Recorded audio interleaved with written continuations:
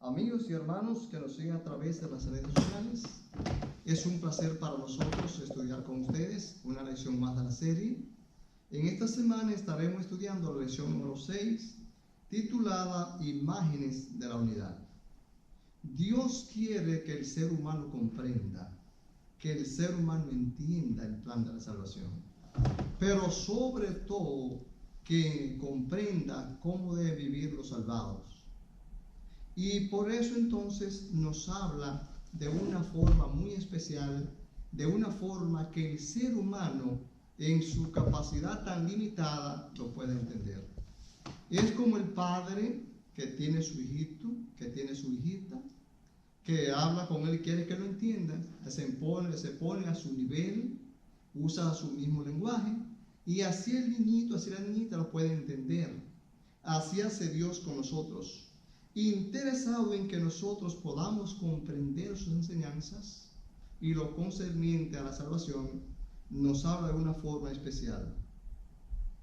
Por eso la Biblia es un libro que usa mucho las imágenes.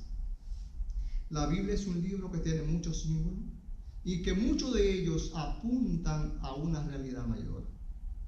Por ejemplo, la Biblia usa muchos elementos básicos, entonces, para darnos una enseñanza. Voy a mencionar unos de ellos para que podamos entender. Por ejemplo, la Biblia menciona mucho el agua. Todo el mundo conoce el agua, y como la conoce, sabe que es imperioso, que es necesario, imprescindible para la vida humana.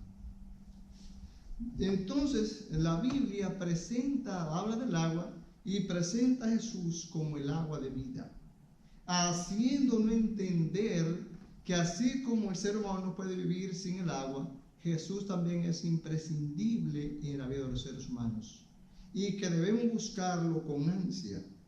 También la Biblia menciona mucho la palabra puerta. Todo el mundo sabe lo que es una puerta, todo el mundo puede encontrar una puerta, todo el mundo quiere entrar y sentirse seguro.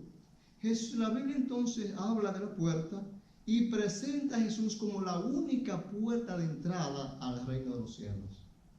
De hecho, la Biblia dice que en ningún otro hay salvación, porque no se ha dado otro nombre a los hombres en el cual podamos ser salvos, solamente Jesús. Y el mismo Jesús dijo: yo soy el camino, la verdad y la vida, y nadie va al Padre sino por mí. También Jesús, la Biblia habla mucho de la luz. Todo el mundo conoce la luz, todo el mundo anhela la luz, todo el mundo quiere estar alumbrado, nadie quiere estar en tinieblas por lo terrible que es.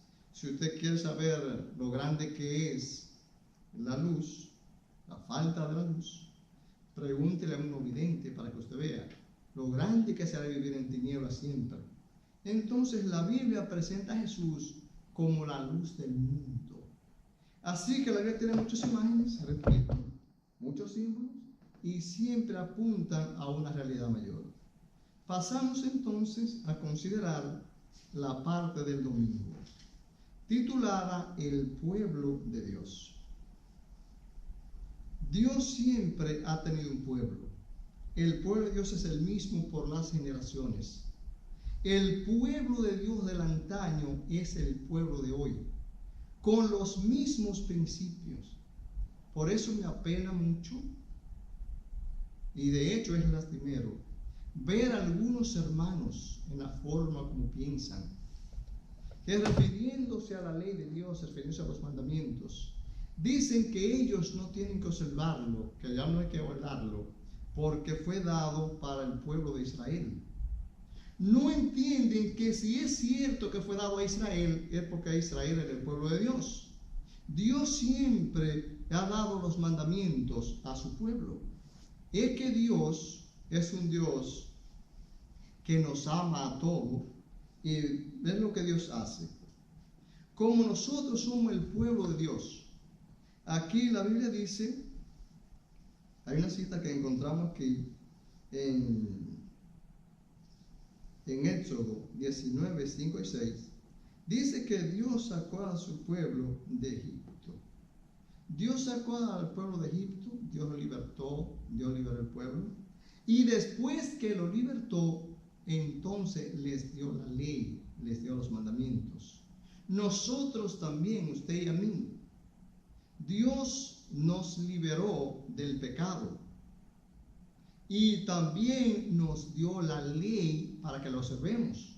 Es que Dios es justo y Dios no le exige, aunque debe hacerlo para todo el mundo, pero Dios a sus hijos que han sido justificados, que han sido santificados, Dios le pide que observen su ley, porque el hombre carnal no se sujeta a la ley de Dios ni tampoco puede. Desde luego, entonces Dios lo justifica, lo santifica, y ahora como Dios es justo, entonces ahora tiene razón para pedirle al hombre, al ser humano regenerado, que guarde su ley. Entonces el pueblo de Dios es un pueblo que es especial, porque Dios lo escogió desde el principio. Entonces, ¿cómo es el pueblo de Dios? ¿Por qué es un pueblo especial? Ese pueblo de Dios es especial porque ese pueblo es un linaje escogido, es un real sacerdocio, es una nación santa, es un pueblo adquirido por Dios. Veamos, es un pueblo, es un linaje escogido, es un linaje, es un real sacerdocio. ¿Por qué? Porque Dios le da su realeza.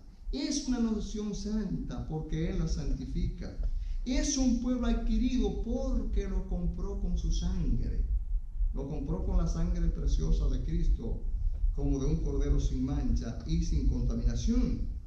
Por eso el pueblo de Dios es el mismo ayer, hoy y por los siglos.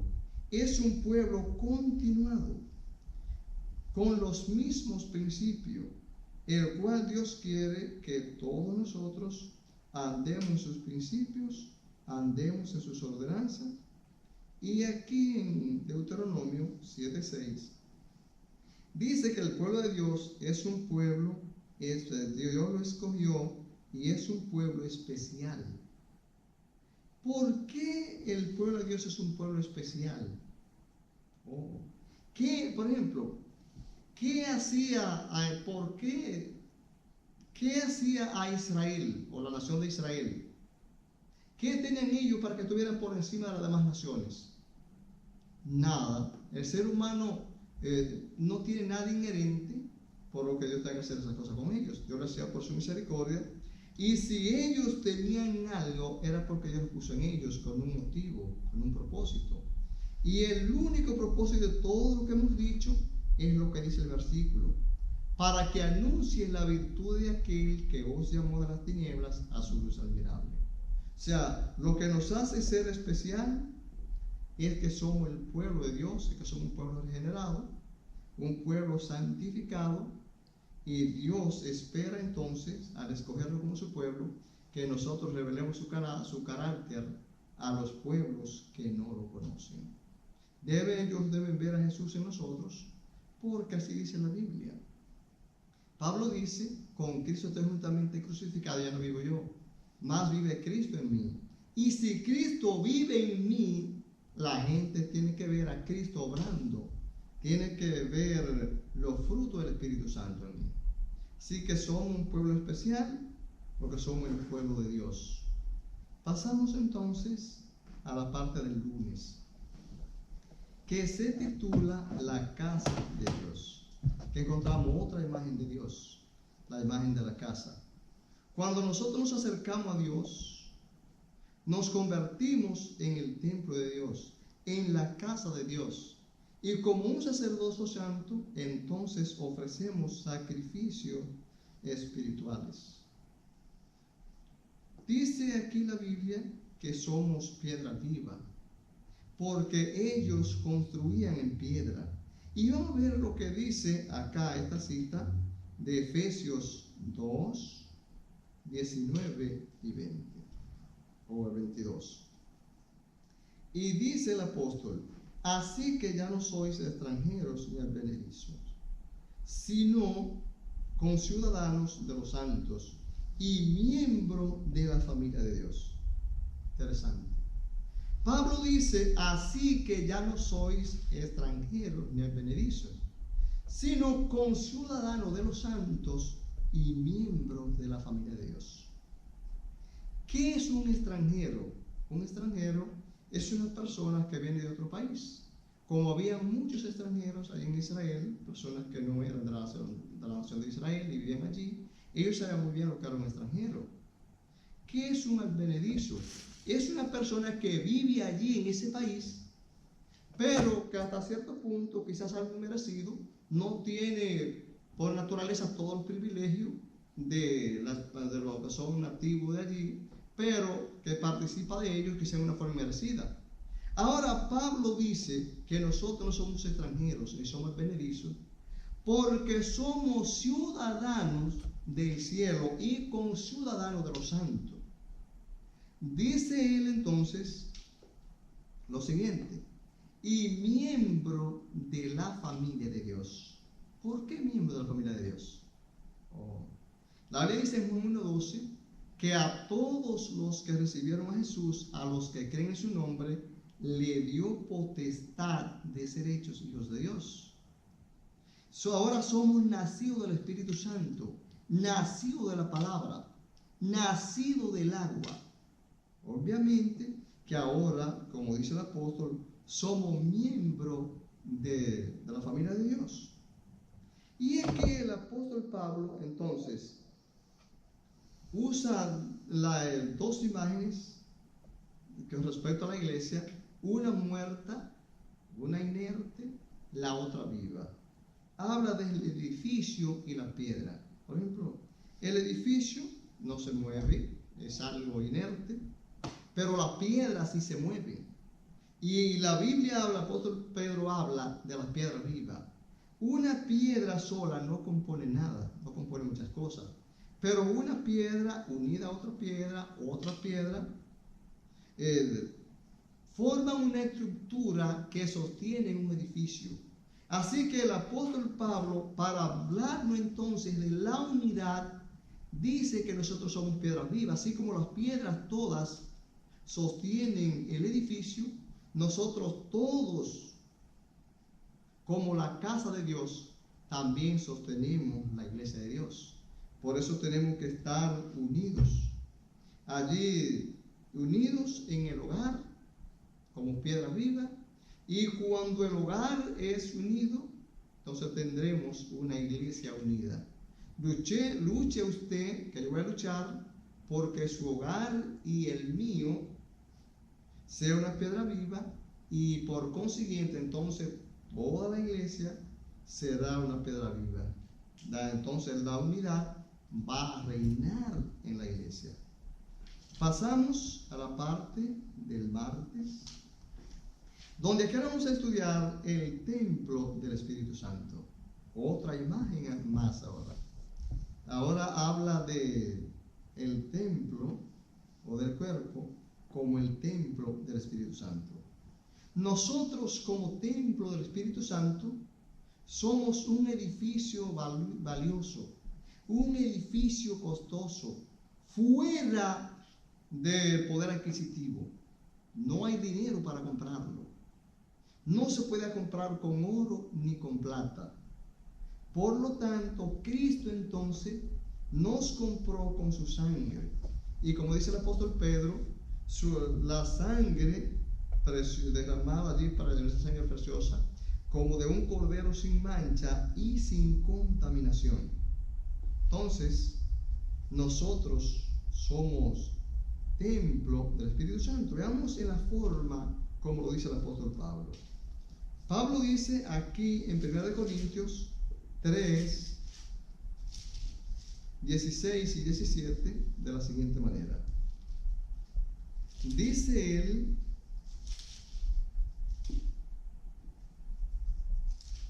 acá, capítulo 3, versículo 16 y 17, él formula una pregunta. Y dice lo siguiente: ¿no sabéis que soy templo de Dios y que el Espíritu de Dios mora en vosotros? Pablo dice a los corintios: ustedes ignoran, son ignorantes ustedes, de que ustedes son el templo de Dios y que el Espíritu de Dios mora en ustedes. Nosotros recordamos, el Espíritu fue enviado para vivir, para estar con nosotros y en nosotros. Entonces, obviamente, que el Espíritu de Dios quiere hacer morada en nosotros, quiere vivir en nosotros. Por eso la iglesia está compuesta por individuos, obviamente, por personas, pero no personas cualquiera. Personas que han sido compradas por la sangre de Jesucristo. Por lo tanto, tenemos el Espíritu de Dios morando en nosotros. Y Dios es tan misericordioso, respeta tanto el libre albedrío que dio al ser humano, que aunque a veces la gente, muchos no le permiten morar en sus corazones, o no permiten al Espíritu Santo morar en sus corazones, sin embargo, Dios sigue amándolos, sigue teniendo misericordia de ellos. Y me recuerda una anécdota. Se dice que cierta vez iba un transeúnte, cansado del camino, polvoriento, sediento, hambriento, entró a una casa como fin de descansar. Y cuando entró a la casa, vio allí un tremendo piano como el que me queda a mi derecha, que usted no puede ver.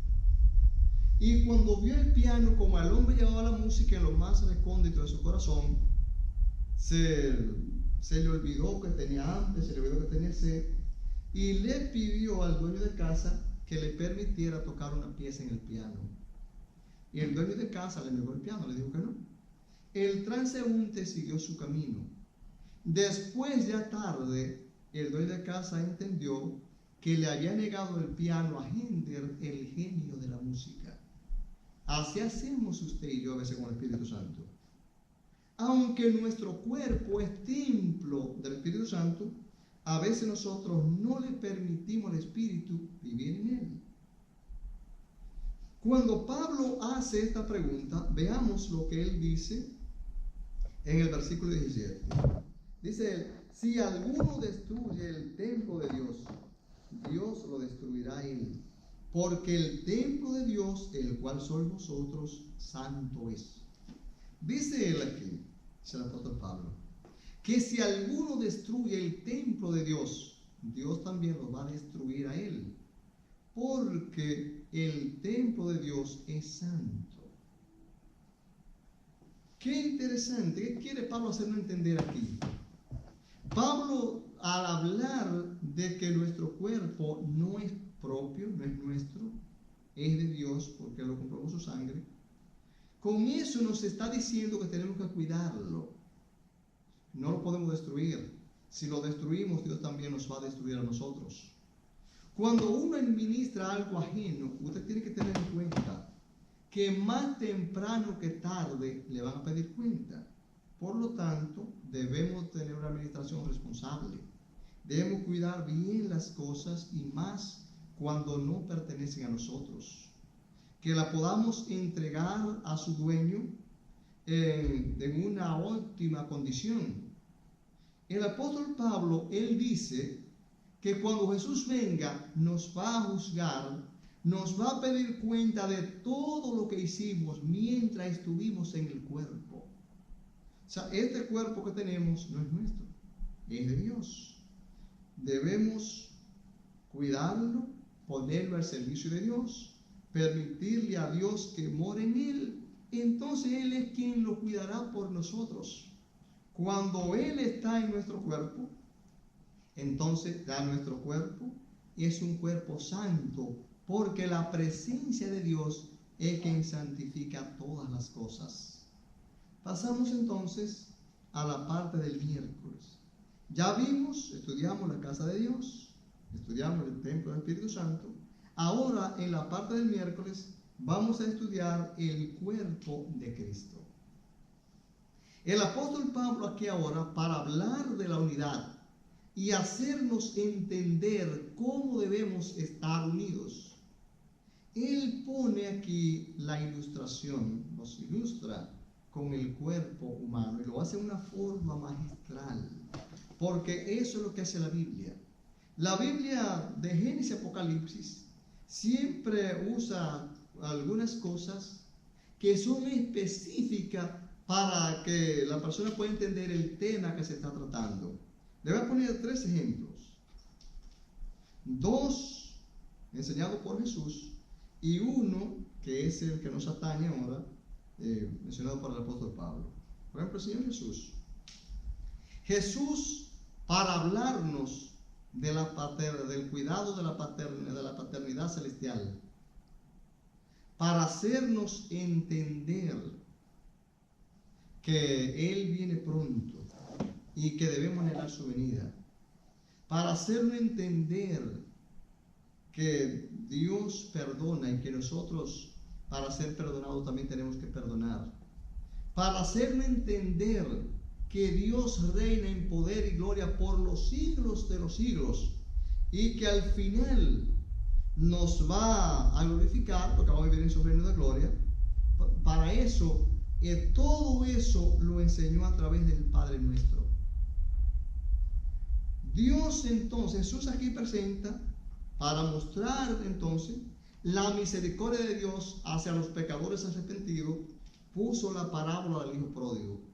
Ningún otro modo de enseñanza, llámese la alegoría, llámese la metáfora, llámese la similitud, ningún otro modo de enseñanza iba a surtir el efecto que surtió la parábola del hijo pródigo hacia los pecadores arrepentidos. Ahora el apóstol Pablo aquí, para hablarnos de la unidad, él se vale del cuerpo humano y presenta cómo el cuerpo, teniendo muchos miembros, es un solo cuerpo, y cómo todos los miembros del cuerpo se duelen uno con otro, cómo todos son importantes. Cuando uno sufre, todos sufren. Por eso dice la Biblia que debemos sufrir con los que sufren, llorar con los que lloran y gozarnos con los que se gozan, porque lo que le pasa a uno nos pasa a todos. Es que todos somos miembros de un solo cuerpo. Y él dice que el ojo, por ejemplo, empiezas hablando del pie, dice él que el pie, porque no es mano, por eso no es del cuerpo, porque la oreja no es ojo, por eso no es parte del cuerpo. Y él está haciendo entender aquí que todos los miembros del cuerpo son importantes. Todos son valiosos. Y siendo muchos, forman un solo cuerpo. Ahora, después que explica esto en una forma minuciosa y magistral, entonces nos lleva a hablarnos del cuerpo de Cristo. Nos presenta a la iglesia como el cuerpo de Cristo, el cual dice Efesios 5:23, que Cristo es la cabeza y nosotros somos el cuerpo de la iglesia. ¿Y qué quiere entonces enseñarnos? Que así como hay diferentes dones, la iglesia es una sola, que es el cuerpo de Dios, aunque hay diferentes dones, y todos los dones son importantes. En la iglesia todo el mundo es importante. Desde el que limpia hasta el que viene a predicar siempre de corbatita, todos son importantes. Cada uno realiza un ministerio importante para Dios. El que canta, el que recita, el que predica, el que limpia, el que sirve. Para Dios todos son importantes. Uno no es más importante que el otro. Eso Pablo quiere demostrarlo al hacer la ilustración aquí con el cuerpo humano. Y que nosotros entendamos que Cristo es la cabeza de la iglesia y nosotros somos el cuerpo. Debemos entender que la cabeza es la capital del cuerpo, es quien la dirige. Y si Cristo es la cabeza y nosotros somos el cuerpo, debemos circunscribirnos a obedecer a Cristo. Debemos estar subordinados a Él, a sus enseñanzas, a hacer su voluntad. Todo eso y mucho más quiere Pablo enseñarnos, o Dios a través de Pablo, en esta parte que estudiamos aquí en el miércoles. Y por último, la parte del jueves titulada Las ovejas y el pastor. Es una parte muy interesante. las ovejas y el pastor. Ellos conocían la oveja, conocían el pastor, porque ellos tenían el Salmo 23 y lo conocían muy bien. Como conocían bien el Salmo 23, el Salmo del pastor, conocían las ovejas, conocían las relaciones que había o la relación que había entre la oveja y el pastor, cómo el pastor cuidaba a la oveja, cómo la alimentaba, cómo la guiaba. Entonces ellos aquí ahora entendían muy bien la figura que toma aquí del pastor. Esa palabra pastor, la palabra poimen, que significa alguien que guía, que cuida, que dirige, alimenta un rebaño. En el Nuevo Testamento entonces usa la palabra para referirse al ministro o pastor de la iglesia a cuyo liderazgo se someten los creyentes voluntariamente. Y nosotros vemos, al ver a Jesús como el pastor, debemos vernos como sus ovejas. Y si nos vemos como sus ovejas, entonces debemos dejarnos guiar por Él, dejar que Él nos dirija, debemos circunscribirnos a hacer su voluntad.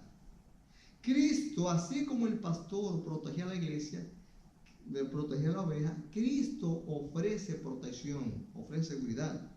Él dice: yo les doy vida eterna y nadie las arrebata de mis manos. Ellos sabían muy bien lo que Jesús dijo. Sabía cómo venían a veces las fieras, cómo venía el lobo para arrebatar las ovejas y cómo el pastor tenía que defender las ovejas. Desde luego, entonces Jesús infunde seguridad, Jesús infunde confianza. Cuando dice: yo les doy vida eterna y no perecerán jamás, ni nadie las arrebatará de mis manos. Por eso es que aquí en el verso 10, en la cita que usted ve, en Juan 10, del 1 al 11, en el verso 10, Jesús dice que el ladrón viene a tres cosas. Viene para matar, hurtar y destruir. Y dice: pero yo he venido para que tengan vida y vida en abundancia. Y ahí viene el versículo 11, muy interesante. Yo soy el buen pastor y el buen pastor su vida da por las ovejas.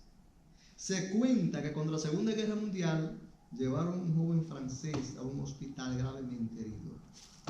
Este joven fue en un estado de pronóstico reservado. Estaba en estado de coma. Así que cuando lo llevaron al hospital, aunque el joven estaba en coma, el médico, en su experiencia de médico, rápidamente aquilató que tenía un brazo destrozado y que había que cortarlo. Pero se puso a pensar cómo una persona tan joven enfrentará los problemas de la vida con un brazo mutilado. Así que aguardaba que el joven despertara para darle la infausta noticia. Llegó el momento cuando aquel joven despertó y el médico no se hizo esperar. Rápidamente se le acercó para decirle: joven, ha perdido usted un brazo. Este joven valiente, digno de imitar, contestó: no lo perdí, lo entregué por mi patria. Hace casi 2000 años que Jesús, como el buen pastor, expuso su vida en la cruz del Calvario por usted y por mí. ¿Y qué haremos nosotros como sus ovejas? El pastor expuso su vida por nosotros. ¿Qué harán las ovejas? ¿Andarán dispersas? ¿Andarán errantes? ¿Andarán todavía siendo presas del lobo? Jesús murió para darnos vida, murió para que nosotros vivamos. Resucitó para darnos seguridad de la resurrección. Así que yo deseo que Dios les bendiga. Mi hermano Pizarro y yo, que me acompañan, deseamos que Dios les bendiga y que nosotros aprendamos la lección de esta semana y aprendamos a ser unidos, ya que la lección trata en una forma magistral acerca de la unidad. Que Dios les bendiga y hasta una próxima lección.